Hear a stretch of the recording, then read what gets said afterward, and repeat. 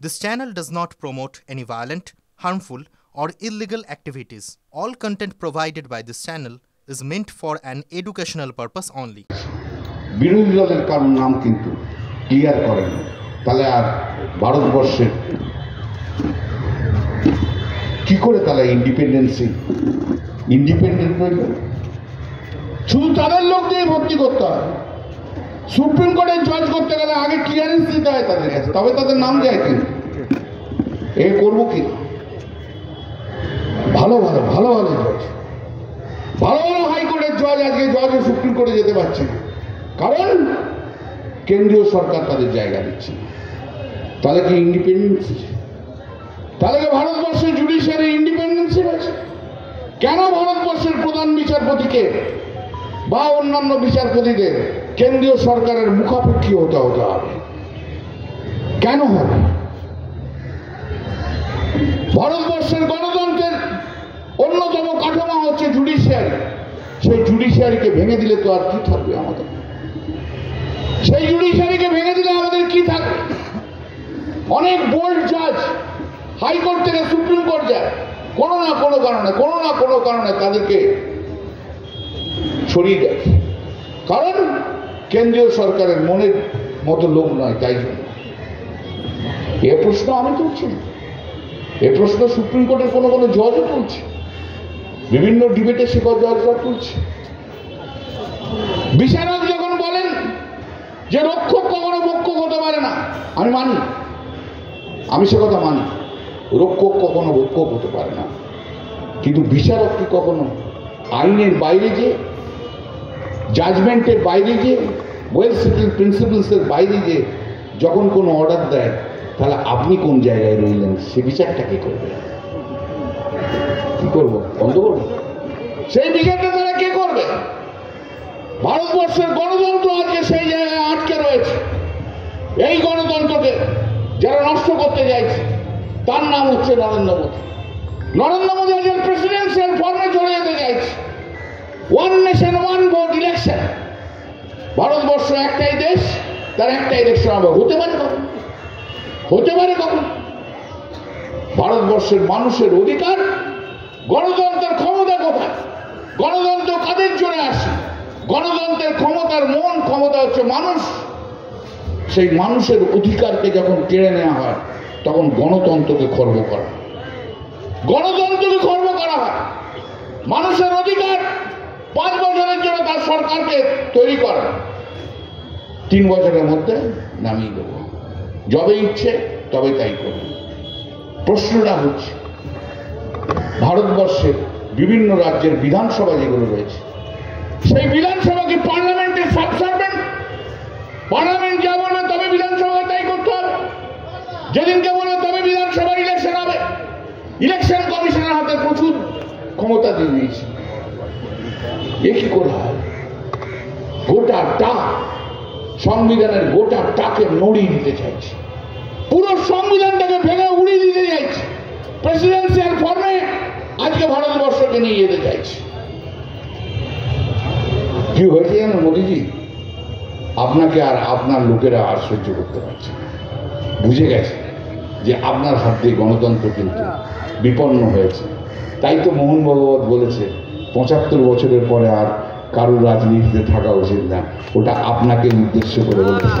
চলে যান, এখনো সময় আছে, চলে যান। মোহন ভাগবত যাদের কথায় যে আরএসএস এর দয়া দক্ষিণে ভারতীয় জনতা পার্টি আজ ক্ষমতায় রয়েছে, সেই মোহন ভাগবত বলে দিয়েছে আপনাকে আর চাই না, আপনি যান। 75-এ পা দিয়ে দিয়েছেন, বাড়ি যান। আপনার বাজনা বিদায়ের ঘন্টা বাজিয়ে দিয়েছে মোহন ভাগবত। আর আমরা তো বলি যে কোনো দিনই আপনি মুখ টুকরে করবেন। দুটো ক্র্যাশের ওপর তো হাঁটছেন, ক্র্যাশ দুটো দেখবেন কোন দিন ধুম করে সরে গেলে আপনি মুখ টুকরে ভারতবর্ষের মুখে পড়বেন।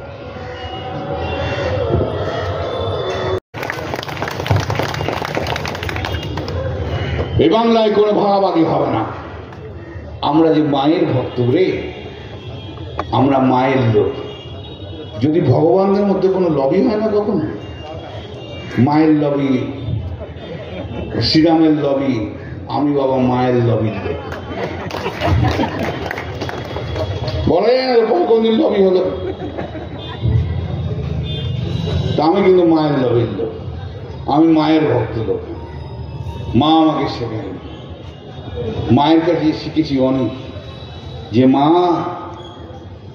জন্ম দিয়ে পালিত করেছে, বলেছিল কোনো মানুষের মধ্যে ভেদাভেদ দেখবে না। মা আজ নেই, তো মায়ের কথাগুলি কি করে কোনো মানুষের মধ্যে ভেদাভেদ দেখতে পারে, মানুষকে নিয়ে চলা, তবেই না রাজনীতি। আমি তো এই জীবনে কোনোদিন শুনিনি এরকম এমন কোনো চিন্তা ভাবনার কোনো রাজনীতিবিদ নেতা হয়, স্বপ্ন দেখে মুখ্যমন্ত্রী হওয়ার, সে মানুষের মধ্যে মানুষকে ভেদাভেদ করে রাজনীতি করতেছে।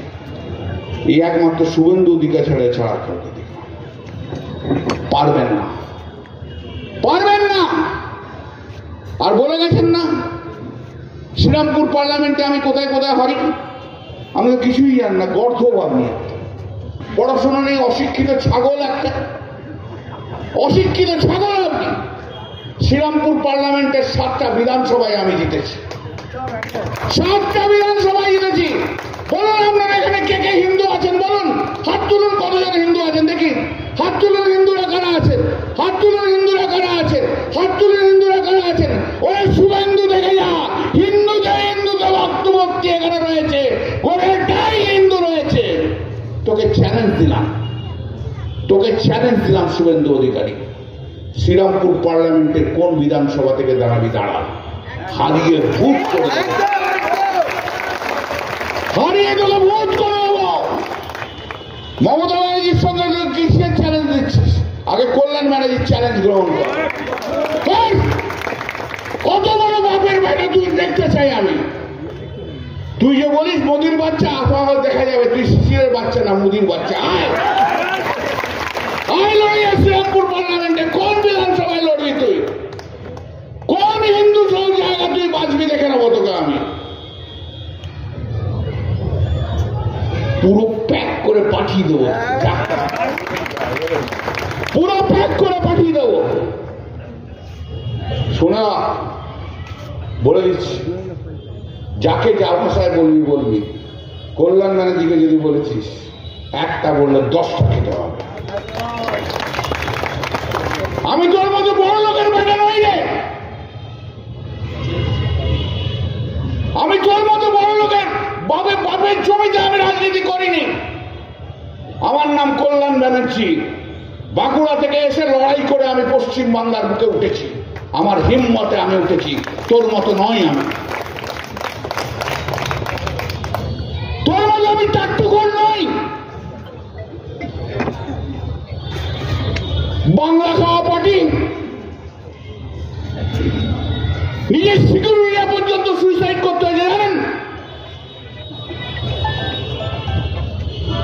7:30 8টার পর কোন ছেলে ওর কাছে যেতে পারে না।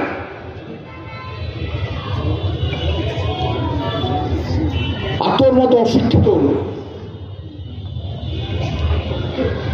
তোর মতো অশিক্ষিত নয়, তবে হ্যাঁ তোর মতো ম্যানিপুলেশন করতে আমি পারি না।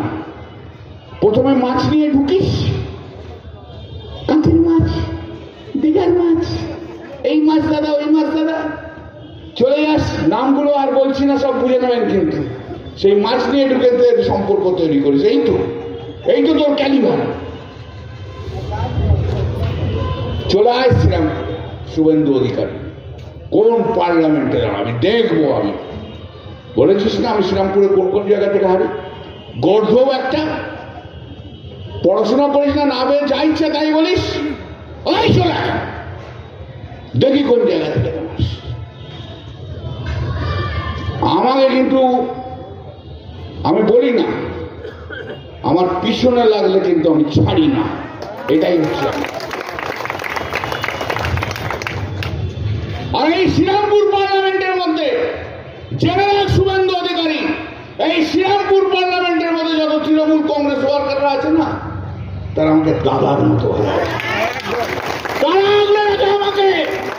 শ্রীরামপুর পার্লামেন্টের মানুষ আমাকে আগলে রাখে রে। তুই হরিদাস পাল কে, তোর নরেন্দ্র মোদী কে, কিচ্ছু করতে পারবি না। পারলে মোদীকে আর অমিত শাহকে বলবি শ্রীরামপুরে বাড়ির আগে করে রাখতে, দেখি তোকে কেমন যেতে পারে, আমি দেখতে চাই, আমিও দেখতে চাই।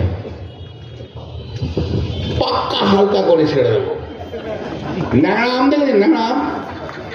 ন্যাংরা আমটা ফ্রিজের মধ্যে রাখবেন, একদিন পর ফ্রিজ থেকে বার করবেন, ছাদে দেখবেন ট্যাক ট্যাক ট্যাক ট্যাক ট্যাক ট্যাক করে কেটে যাচ্ছে, আছে না?